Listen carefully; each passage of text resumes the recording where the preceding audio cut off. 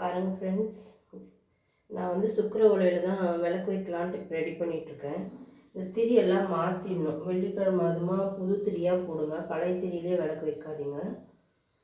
அது கொஞ்சம் முடிஞ்ச அளவுக்கு மாற்றிடுறதுக்கு பாருங்கள். ஒரு நாள் 2 நாளில் வச்சுக்கோங்க. மற்ற டெய்லி ஒரு 3 நாள் 4 நாள்லாம் யூஸ் பண்ணாதீங்க. பழைய திரியை நீங்கள் வந்து ஒரு ரெண்டு நாள் உங்களால் மாற்ற முடியலன்ற பட்சத்தில் ஒரு 2 நாள் யூஸ் பண்ணிக்கோங்க. அப்புறமா மாற்றிடுங்க.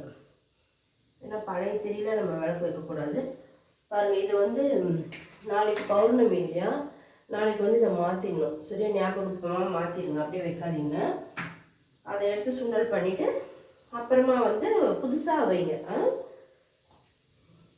இருங்க ஃப்ரெண்ட்ஸ், எனக்கு இன்றைக்கி ரொம்ப லேட் ஆகிடுச்சு. உடம்புக்கு முடியாததுனால என்னால் முடியல, அதனால தான். இருந்தாலும் சரி சுக்கர ஒலையில் வச்சிடலாம், சாயந்தரம் வரைக்கும் தான் முடியாது அப்படின்றதுனால தான் சரி சுக்கர ஒலையிலே வச்சிடலாம். டைம் 1 மணிலேருந்து 2 மணி வரைக்கும் இல்லையா, அப்போ நம்மளுக்கு கரெக்டாக இருக்கும் அப்படின்றதுனால ரெடி பண்ணிகிட்ருக்கேன் ஃப்ரெண்ட்ஸ். பூவெல்லாம் போடணுது. ஃபஸ்ட்டு திரியை மாற்றிட்டு போட்டுக்கலாம் அப்படின்ட்டு திரியை ரெடி பண்ணிக்கிட்டுருக்கேன். அதே மாதிரி அந்த வெட்டி வேரை கொஞ்சம் திரியோடு கலந்துக்கோங்க. இப்படி சுற்றிடுங்க. வெட்டி வேரும் இந்த திரியோடு இப்படி சுற்றி விளக்கில் போடுங்க. பாருங்கள், நெய் ஊற்றிடுற விளக்கில். எப்பயுமே ஃப்ரெண்ட்ஸ் ஒரு விஷயம் என்னென்னா, ஒருத்தர் சொல்கிறாங்கன்னு நம்ம எல்லாருமே செய்யவும் முடியாது.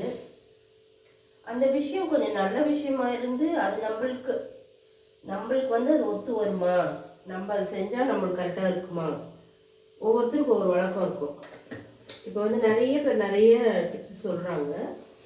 அது எல்லாமே நம்மளுக்கு செய்யணும்னு நினைக்கிறது கொஞ்சம் சரி வராது. யார் யாருக்கு எது கரெக்டாக இருக்குதோ, எது செஞ்சால் உங்களுக்கு திருப்தியாக இருக்குதோ அதை மட்டும் செஞ்சீங்கனாலே போதும். ஒருத்தர் சொல்கிறாங்கன்றதுக்காக நம்ம எல்லாமே செய்ய முடியாது. அதுக்கு நான் சொல்கிறேன், சரிங்களா? ஒவ்வொருத்தரோட வழக்கம் என்னவோ அதை பார்த்து அந்த மாதிரி செஞ்சுக்கோங்க. அது பூவெல்லாம் வச்சுட்டு பழம் வச்சுக்கிறேன். எலுமிச்சை பழம் வைக்கிறேன்.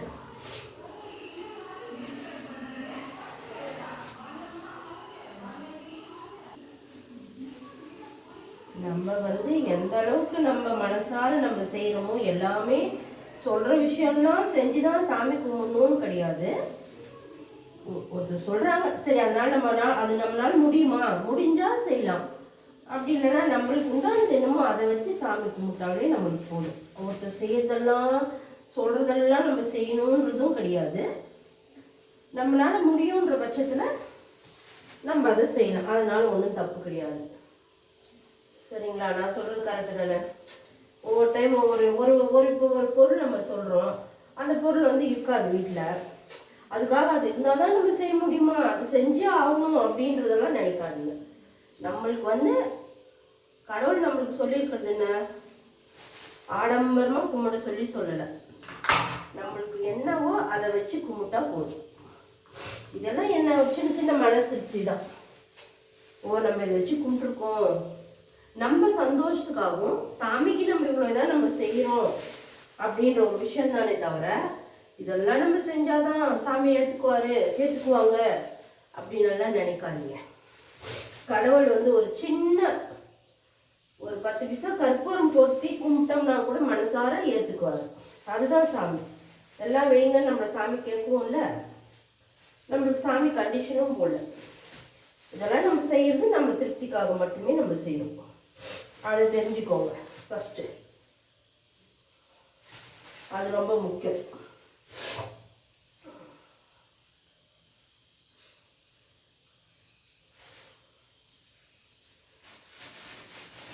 நான் சொல்கிறது ஏதாவது தப்பாக இருக்கா ஃப்ரெண்ட்ஸ்? சொல்லுங்கள்.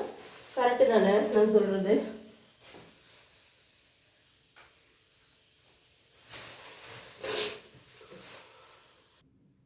பாருங்கள் ஃப்ரெண்ட்ஸ், 11 ரூபா வச்சுருக்கேன்னா, இது பாருங்கள் சாமி பிரசாதம்.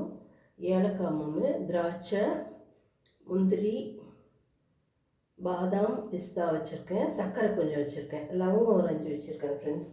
அதே மாதிரி தான் பாருங்கள், இந்த ஏலக்காவை அப்படி உரித்து என்ன பண்ணுவேன்னா இந்த மாதிரி ஏலக்காவை உரிச்சுக்கோங்க. உரிச்சிட்டு விளக்குல வந்து ஒரு கொஞ்சம் போடுங்க.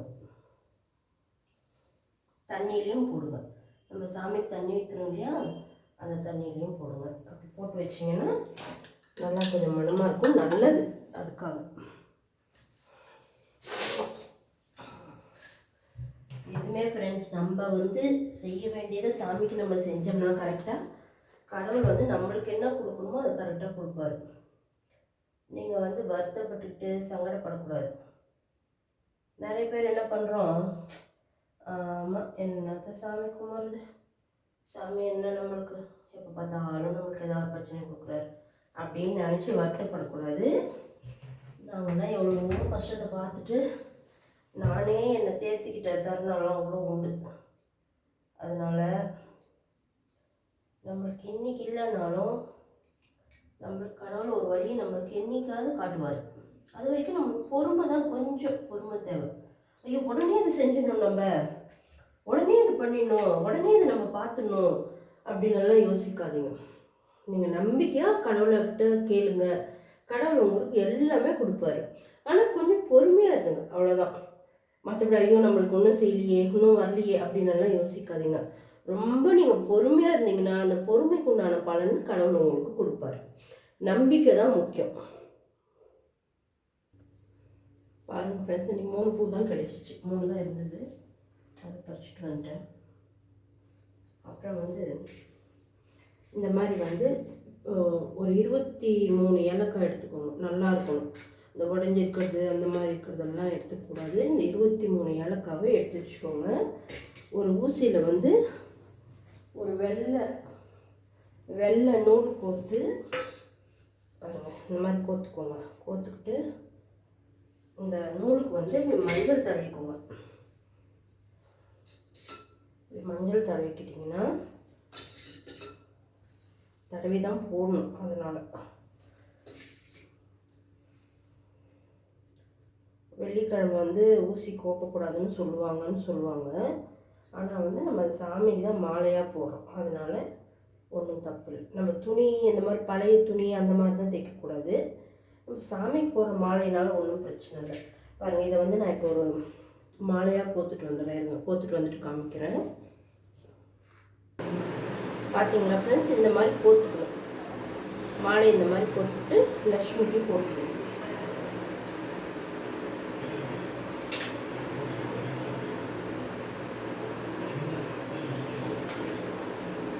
அது எப்போ அந்த மாதிரி போடணும்னா, இந்த மாதிரி சுக்கர ஓலை இருக்கிற டைமில் போடணும்.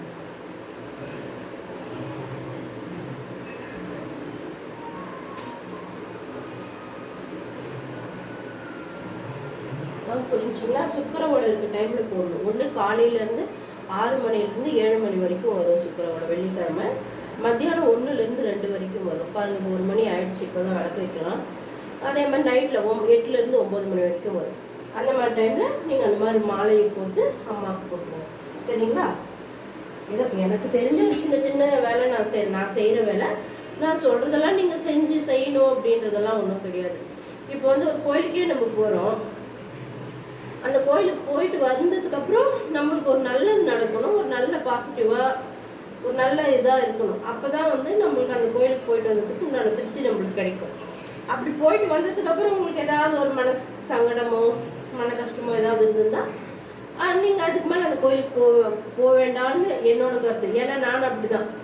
ஏன்னா நான் வந்து ஒரு இடத்துக்கு போயிட்டு வந்தேன்னா அந்த இடத்துக்கு போயிட்டு வரும்போது எனக்கு ஒரு நல்ல வைப்ரேஷன் இருந்துச்சுன்னா திருப்பி நான் அந்த இடத்துக்கு போகணும். அது இல்லை, ஏதோ ஒரு தடங்கலாக ஏதோ ஒரு மனசங்கடமாக வந்துச்சுன்னா திருப்பி நான் அந்த இடத்துக்கு போக மாட்டேன். ஏன்னா கோயிலில் நான் அப்படி சொல்கிறேன்னு நினைக்காது. ஒவ்வொருத்தருக்கும் ஒவ்வொரு இடம், அந்த மாதிரி இடங்க வந்து கோயிலாக இருந்தாலும் சரி, எந்த ஒரு இடமா இருந்தாலும் அந்த இடத்துக்கு நம்ம போயிட்டு வரும்போது நம்மளுக்கு அது காட்டி கொடுத்துரும். இப்போ நான்லாம் பார்த்தீங்கன்னா எங்களுக்கெல்லாம் ஆஞ்சநேயரை கும்பிட்டா எங்களுக்கு செட் ஆகாது, பெருமாள் கும்பிட்டா எங்களுக்கு செட் ஆகாது.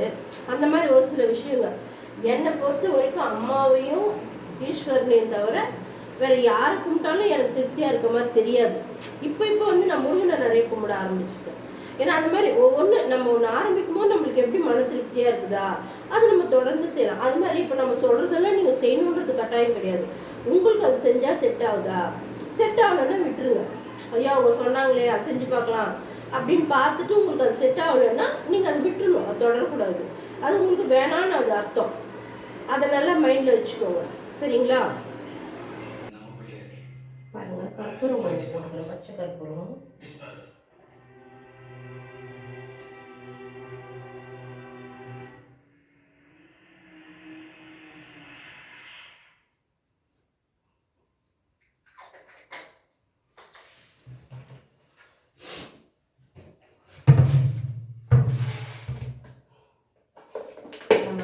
டெய்லி இதெல்லாம் நம்ம செஞ்சுட்டு முன்னோன்றது அவசியம் கிடையாது. நம்ம வாரத்துக்கு ஒரு நாளோ 2 நாளோ நம்மளுக்கு எது நம்மளுக்கு கரெக்டாக இருக்குதோ அந்த நாளில் வந்து நம்ம திருப்தியாக சாமி கும்பிடணும். அது ரொம்ப முக்கியம். ஏன்னா தானானே ஏதோ வச்சுட்டோமா போயிட்டோமா அந்த மாதிரிலாம் யோசிக்கக்கூடாது. நம்ம செய்கிற வேலையை கரெக்டாக செய்யணுன்றது மட்டும் நினைவு வச்சுக்கணும். அது ரொம்ப முக்கியம்.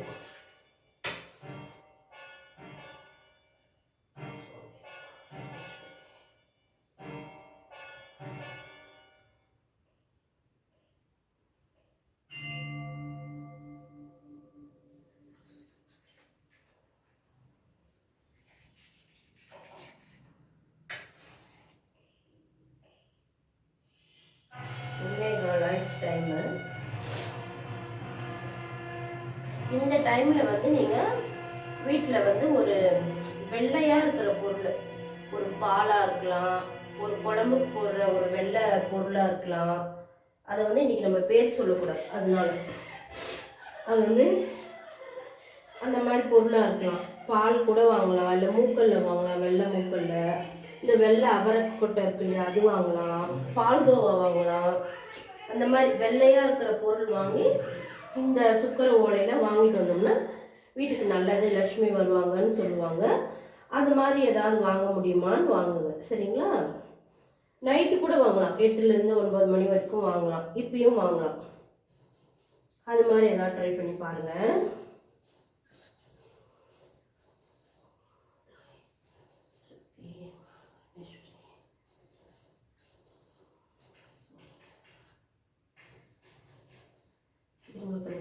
தேங்காய் உடைச்சிட்டு வந்துடுறேன்.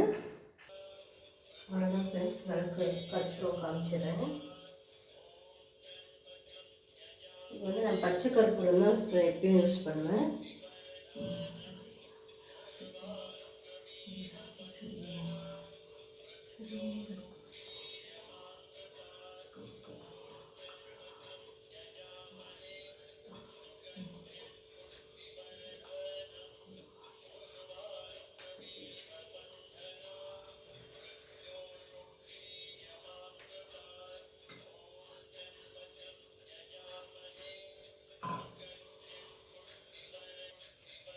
என் பூஜை முடிஞ்சிச்சு ஃப்ரெண்ட்ஸ். பாருங்கள், உங்களுக்கு எனக்கு தெரிஞ்ச டிப்ஸ் ஏதோ 1-2 சொல்லியிருக்கேன்.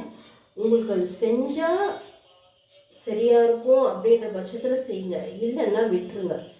அப்புறம் வந்து இது செஞ்சோம் எங்களுக்கு இப்படி ஆயிடுச்சு அப்படின்னாலாம் யோசிக்கக்கூடாது. ஒரு டைம் செஞ்சு பாருங்கள், உங்களுக்கு செட் ஆகுதுன்னா அந்த மாதிரி செய்யுங்க. எனக்கு நான் இப்படி தான் செய்வேன், அதனால நான் உங்களுக்கு சொல்கிறேன், சரிங்களா? அந்த ஏலக்காய் மாலையை வந்து அடுத்த வாரமும் மாற்றலாம், இல்லை 2 வாரத்துக்கு ஒரு டைம் அந்த ஏலக்காவெல்லாம் எடுத்து தூள் பண்ணி போட்டு வச்சுக்கோங்க. ஏதோ நம்ம ஸ்வீட் செய்யும் போதோ கொஞ்சம் எடுத்து அதில் போட்டு ஸ்வீட் கொஞ்சம் செஞ்சு வச்சிடலாம்.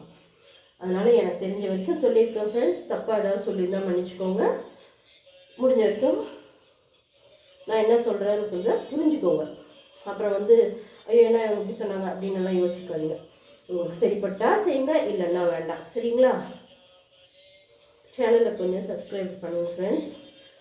ஓகே ஃப்ரெண்ட்ஸ், பாய். இந்த வீடியோ என்றைக்கு வரும்னு தெரியல எனக்கு. ரொம்ப தேங்க்ஸ் ஃப்ரெண்ட்ஸ்.